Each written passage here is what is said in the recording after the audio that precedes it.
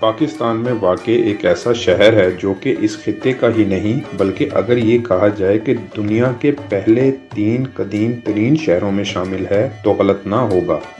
تاج الدین کی کتاب تاریخ پنجاب جو کہ 1868 میں لکھی گئی، اس میں یہ روایت درج ہے کہ طوفان نوح کے وقت بھی ملتان آباد تھا۔ جی، آپ کو پتہ لگ گیا ہوگا کہ ہم ذکر کر رہے ہیں پاکستان کے 5ویں بڑے اور صنعتی شہر ملتان کا، لیکن آج ہم آپ کو بتائیں گے ملتان کے متعلق کچھ ایسے تاریخی حقائق جو یقیناً آپ کے لیے حیرت و فخر کا باعث ہوں گے۔ ملتان دنیا کے ان چند شہروں میں بھی شمار کیا جا سکتا ہے کہ جس کا نہ صرف قبل از تاریخ نام بھی ملتا ہے اور وہ آج تک قائم و دائم بھی ہیں۔ اگر یہ کہا جائے کہ یہ اعزاز دنیا میں صرف ملتان کو حاصل ہے تو بھی غلط نہ ہوگا۔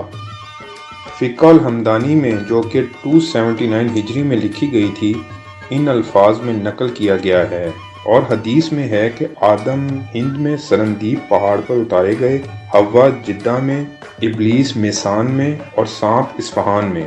یاد رہے کہ ملتان کا سب سے پہلا نام میسان ہی تھا۔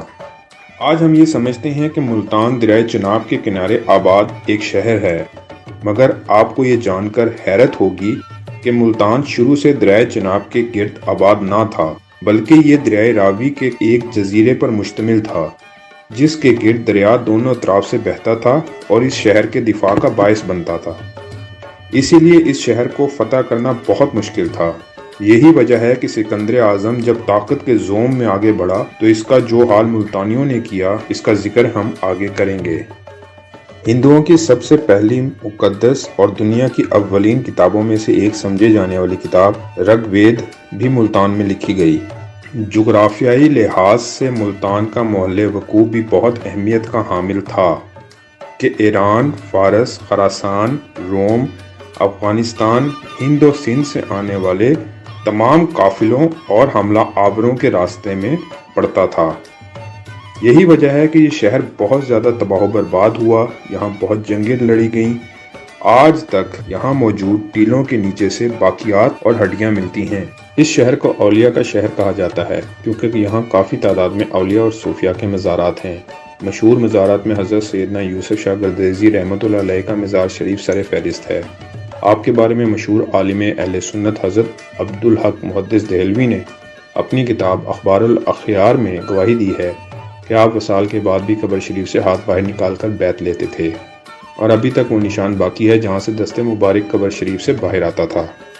دیگر مزارات میں حضرت شاہ شمس تبریز، حضرت بہاؤالدین ذکریہ، بی بی نیک دامن، حضرت شاہ رکن عالم، حضرت منشی غلام حسین شہید ملتانی، حضرت موسیٰ پاک شہید، حضرت سید احمد سعید کاظمی، حضرت حافظ محمد جمال، حضرت بابا پیراں غائب رحمۃ اللہ علیہ اور بہت سے اولیاء کرام کے مزارات یہاں پر ہیں۔ ملتان شہر کی قدامت کی نشانی قلعہ کوہنہ ملتان ہی ہے۔ ملتان کا یہ منہدم قلعہ شہر کے تاریخی، مذہبی، روحانی اور ثقافتی شکوہ کی بھی علامت ہے۔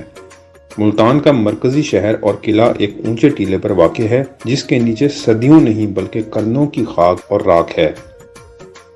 یہ شہر اور اس کا محافظ قلعہ صدیوں تک وقت کے ہاتھوں اجڑتا اور بنتا رہا، لیکن تاریخ کے کسی بھی عہد میں لوح زمانے سے اس کا وجود نہ مٹ سکا اور نہ ہی یہ شہر کسی صورت اپنی انفرادیت کھو سکا۔ آج بھی قلعہ کوہنہ کی بلندی سے نظارگی کی جائے تو تاریخ اس شہر کے قدموں سے لپٹی دکھائی دیتی ہے۔ قدیم عہد میں ملتان کا یہ قلعہ فوجی نقطہ نظر سے خطے کی دفاع کی علامت اور طرز تعمیر کا شاہکار تھا۔ پہلے پہل اس کی تعمیر دریائے راوی کی چھوڑی ہوئی جگہ پر ہوئی۔ کہا جاتا ہے کہ ملتان کا یہ قلعہ ایک اونچے ٹیلے پر کچی مٹی سے بنا ہوا تھا۔ جب سکندر اعظم ملتان آیا تو اس وقت قلعہ کچی مٹی سے ہی بنا تھا، لیکن دفاعی لحاظ سے یہ اس وقت بھی ایک مضبوط قلعہ تھا اور سکندر اعظم کی فاتح عالم سپاہ بھی اسے آسانی سے فتح نہیں کر سکی تھی۔ سکندر اعظم جب ملتان پر حملہ آور ہوا تو دریائے راوی 2 شاخوں میں تقسیم ہو کر شہر کے ارد گرد بہتا تھا اور شہر کا قدرتی محافظ بھی تھا۔ یونانی فوج کی آمد کے ساتھ ہی ملتان کی مقامی سپاہ قلعے میں بند ہو کر بیٹھ گئی تھی۔ سکندر نے قلعے کا محاصرہ کیا تو ملتانی سپاہ نے تیروں کی بارش کر دی جس سے یونانی لشکر کو پیچھے ہٹنا پڑ گیا۔ اسی دوران سکندر ایک سیڑھی کے ذریعے قلعے میں داخل ہو گیا ابھی اس نے کلا میں موجود چند لوگوں کو ہی نشانہ بنایا تھا کہ سکندر کو ایک برج سے داغا ہوا ایسا تیر لگا جو اس کی ڈھال کو چیرتا ہوا سینے میں پیوست ہو گیا۔ اپنے بادشاہ کو زخمی دیکھ کر مقدونی سپاہیوں کا جذبہ جنون میں بدل گیا اور ملتان کی سرزمین پر وہ کچھ تو خون ہوا کہ خدا کی پناہ۔ سکندر کی فوج نے قلعے میں موجود تمام سپاہیوں کو قتل کر کے قلعے کو آگ لگا دی تھی۔ سکندر اعظم نے فتح ملتان کے بعد دیگر علاقوں کی طرح یہاں بھی اپنا گورنر مقرر کیا، لیکن 304 قبل مسیح میں چندرگپت موریہ نے ملتان کو فتح کر کے اپنی سلطنت میں شامل کیا تو یہاں یونانی اقتدار کا خاتمہ ہو گیا۔ سکندر اعظم سے لے کر 1848 یعنی 1848 میں ملتان پر برطانوی حملے تک ملتان پر مختلف ادوار میں ہزاروں جنگیں ہوئیں۔ بڑے بڑے بادشاہوں کے لشکر یہاں اترے۔ کشتگان کی دلدوز چیخیں، حملہ آوروں کی خون آلودہ تلواریں اور سرخ آنکھیں آج بھی قلعہ کوہنہ کے اطراف گھومتی نظر آتی ہیں۔ اس تاریخی قلعے پر ہزاروں جنگیں ہوئیں، سو ایک پورا قلعہ انسانی ڈھانچوں کا مدفن ہے۔ ہر جنگ کے بعد مقتولین کی لاشوں کو گڑھوں میں اجتماعی طور پر دفن کیا گیا۔ یہاں قیام پاکستان سے پہلے غاروں اور کھنڈروں سے انسانی ڈھانچے برآمد ہوا کرتے تھے۔ قلعہ ملتان پر پہلی مسجد کی بنیاد محمد بن قاسم نے خود رکھی تھی، جسے بعد ازاں اس کے نامزد مقردہ گورنر نے مکمل کرایا۔ مورخین کے مطابق یہ شہر مختلف ادوار میں مختلف ناموں سے جانا جاتا رہا ہے، جس میں میسان، کشپ پورہ، پرہلاد پورہ، سنب پورہ، ہنس پورہ، بھاگ پورہ اور مول استھان شامل ہیں۔ موجودہ نام ملتان بھی مول استھان ہی کی بگڑی ہوئی شکل ہے۔ ماہرین آثار قدیمہ کے مطابق اس شہر کا نام مول استھان پڑنے کی مختلف وجوہات بیان کی جاتی ہیں۔ ایک نقطہ نظر کے مطابق اس نام کا تعلق مول یا مولئی قوم سے ہے جو زمانہ قدیم میں یہاں آباد تھی، جبکہ دوسرے زیادہ قرین از قیاس نقطہ نظر کے مطابق اس نام کی وجہ اس شہر کا ہندوؤں کا مقدس مقام ہونا ہے، جس کی وجہ زمانہ قدیم میں ملتان میں تعمیر کردہ آدتیہ ناتھ مندر یعنی سورج دیوتا کا مندر بتایا جاتا ہے، جس کی وجہ سے اس کا نام مول استھان یعنی اصل جگہ پڑا۔ سنسکرت میں مول کا معنی اصل اور استھان کے معنی جگہ کے ہیں۔ وجہ چاہے جو بھی ہو، مگر یہ بات یقینی ہے کہ ملتان پرانے وقتوں میں ہندوستان کے باشندوں کے معروف مذہبی مراکز میں سے ایک رہا ہے، جس کی وجہ یہاں موجود دیوتا آدتیہ ناتھ مندر اور پرہلاد پوری مندر ہے۔ ہندوستان کے باشندوں میں اپنے خطے کی تاریخ کو تحریری شکل میں محفوظ کرنے کا رواج نہ تھا، اس لیے ہندو دیومالاؤں میں بیان کردہ روایات کے مطابق اس خطے کی بیشتر تاریخ ہمیں باہر سے آنے والے حملہ آوروں اور سیاحوں کی یادداشتوں کی شکل میں میسر ہے۔ ہندو دیومالا کے مطابق اس شہر کو برہما کے بیٹے کشپ نے آباد کیا اور اس کا نام کشپ پورا تجویز ہوا۔ کشپ نے خدا کے وجود کو ماننے سے انکار کر دیا اور مقامی باشندوں کو اپنی پوجا کرنے کا حکم دیا۔ اس کا بیٹا پرہلاد خدا کا ماننے والا تھا۔ اس نے اپنے باپ کے اس اقدام کی مخالفت کی، جس پر اس کے باپ نے اسے قتل کرنا چاہا، مگر ایسے میں خدا نے اس کی مدد کے لیے شیر کی شکل میں نرسمہا دیوتا کو بھیجا، جو اچانک نمودار ہوا اور اس نے کشپ کو ہلاک کر دیا۔ پرہلاد نے بادشاہ بننے کے بعد اس جگہ پر ایک مندر تعمیر کروایا جہاں نرسمہا دیوتا ظاہر ہوا۔ یہ مندر پرہلاد مندر کے نام سے جانا جاتا ہے۔ پرہلاد کے بیٹے بانا کو شکست دے کر اس کے مخالف سنب نے اس شہر پر قبضہ کیا تو اس کا نام سنب پورہ پڑا۔ سنب سورج دیوتا کا پجاری تھا۔ اس نے ملتان میں سورج دیوتا کی عبادت کو فروغ دینے کے لیے ایک شاندار مندر آدتیہ ناتھن نامی تیار کروا کر اس میں سورج دیوتا کا بت نصب کروایا۔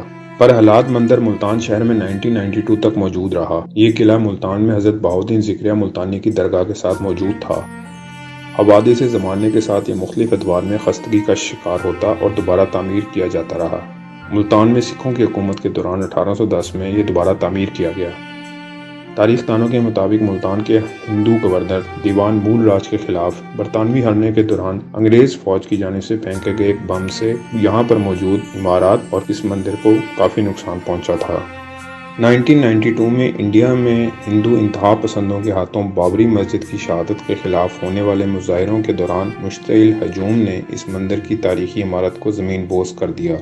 اب اس جگہ پر اس مندر کا بچ رہنے والا ملبہ ہی اس کی نشانی کے طور پر موجود ہے۔ سورج کی پوجا کا مذہب قدیم دور میں دنیا کے کئی حصوں میں موجود رہا ہے، بلکہ ماہرین مذہب کے نزدیک دنیا کے قدیم دیوتاؤں میں سورج کی پوجا سب سے زیادہ کی جاتی رہی ہے۔ ملتان میں تعمیر کردہ آدتیہ مندر اور اس میں موجود سورج دیوتا کا بت اسی قدیم مذہبی روایت کا مظہر تھا आदित्य नाथन मंदिर और सूर्य देवता के बुत का तस्करा 500 साल कबले मसीह में मुल्तान से गुजरने वाले यूनानी सलार सिकेलेक्स की याददाश्तों में भी मिलता है और यूनानी स्याह हेरोडोटस ने भी अपनी याददाश्तों में इस मंदिर का तस्करा किया है। 641 ईस्वी में चीनी स्याह ह्यूंग त्सांग ने इस मंदिर की सैर की। इसके मुताबिक इस अहद में मंदिर हिंदुस्तान भर में सबसे ज्यादा अहमियत रखने वाला मंदिर बन चुका था और रोजाना हजारों हिंदू यात्री दूर दराज से इस मंदिर में सूर्य देवता की पूजा करने के लिए आया करते थे। ह्यूंग त्सांग बयान करता है कि इस मंदिर में मौजूद मरकजी बुत मुकम्मल सोने का बना हुआ है और इसकी आंखों की जगह 2 रूबी हीरे नस्ब हैं। मंदिर के दरवाजों और सतूनों पर हीरे जवाहरात और सोने चांदी से नक्शो निगार बनाए गए हैं और बुत के सामने कई हिंदू दासियां रक्स करती हैं। मोहम्मद बिन कासिम की फतह के बाद मुल्तान उमवी सल्तनत का हिस्सा बना तो ये मंदिर मुस्लिम हुक्मरानों के कब्जे में आ गया। उन्होंने इस मंदिर का सोना, चांदी और हीरे जवाहरात तो माले गनीमत में शामिल कर लिए, मगर इसके बुत और दीगर इमारत को जूं का तू बरकरार रहने दिया। मुसलमान हुक्मरानों के लिए मंदिर आमदनी का अच्छा जरिया साबित हुआ। बताया जाता है कि रोजाना हजारों की तादाद में इस मंदिर में आने वाले हिंदू यात्रियों पर लगाए गए टैक्स की आमदनी मुल्तान के महसूल का 30% थी। इसके अलावा इस मंदिर ने मुस्लिम हुक्मरानों को सियासी तौर पर भी फायदा पहुंचाया। सिंध से मुत्तसिल राजपूताना के राजपूत राजकान, जिनके नजदीक ये मंदिर इंतहाई तकद्दुस का हामिल था, जब भी मुसलमान हुकूमत पर हमले का कस्द करते, मुसलमानों की जानिब से इस मंदिर को तबाह कर दिए जाने के डर से ऐसा करने से बाज रहते। मोहम्मद बिन कासिम ने इस मंदिर से मुल्हिक मुसलमानों की इबादत के लिए एक मस्जिद भी तामीर करवाई थी। 10वीं सदी ईस्वी के दरमियानी दौर में मुल्तान इस्माइली शियों की करामती शाख के कब्जे में आया तो करामती काबिजीन ने इस मस्जिद और इसके साथ मौजूद आदित्य मंदिर को मुनहदिम करवाकर इस जगह पर इस्माइली जमात खाने तामीर करवा दिए। 11वीं सदी के आगाज में करामतियों को शिकस्त देने के बाद सुल्तान महमूद गजनवी ने इस जमात खाने को भी मुनहदिम करवा दिया और इस तरह आदित्य नाथ मंदिर सिर्फ तारीख के सफात में मुल्तान की अजमत रफ्ता की एक याद बनकर रह गया। महमूद गजनवी के बाद गौरी, ममलूक और तोलक ने मुल्तान पर कब्जा किया। अक्टूबर 1398 में तैमूर लंग ने मुल्तान पर हमला किया और मुल्तान को फतह किया। वो कोयटा से होता हुआ मुल्तान और फिर मुल्तान से दिसंबर 1398 में दिल्ली जा पहुंचा। उसके बाद बहुत अरसे तक लंगा डायनेस्टी मुल्तान का दारुल हुकूमत रही। उसके बाद शेरशाह सूरी, मुगल, सिख, ब्रिटिश और फिर पाकिस्तान बनने के बाद मुल्तान पाकिस्तान में शामिल हो गया। मुल्तान के कदीम दरवाज़ों के नाम ये हैं: पाक गेट, लोहारी गेट, दौलत gate, Delhi gate, bore gate और हरम गेट। मुल्तान पाकिस्तान का 5वां बड़ा शहर है और सनती लिहाज से बहुत डेवलप्ड शहर है। यहाँ पर पाई जाने वाली मशहूर सौगात में हाफिज़ का मुल्तानी सोन हलवा, हाफिज़ अब्दुल वदूद का सोन हलवा, रेवाड़ी की मिठाई, दलबीर के पेड़े, हरम गेट की खीर, लाल कुर्ती कैंट का दूध, लाल कुर्ती कैंट की चांप, नवाब होटल का नमकीन, ऊनी बुर्ज की मछली, दाल मूंग, गोली वाली बोतल और रशीदाबाद का देसी नाश्ता शामिल हैं।